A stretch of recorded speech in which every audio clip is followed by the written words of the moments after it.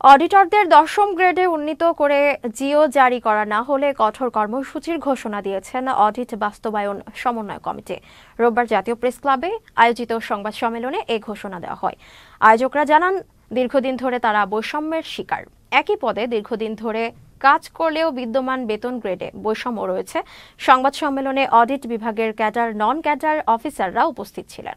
১০ম গ্রেডে উন্নীত করে জিও জারি না করা হলে আগামী ১৭/৯/২০২৪ খ্রিস্টাব্দ তারিখ হতে মাননীয় প্রধান উপদেষ্টা প্রফেসর ডক্টর ইউনূস স্যারের রাষ্ট্র সংস্কারের নির্দেশনা অনুযায়ী অডিট অ্যান্ড অ্যাকাউন্টস বিভাগের সংস্কারের জন্য কঠোর থেকে কঠোরতর কর্মসূচি পালন করতে আমরা বাধ্য হই।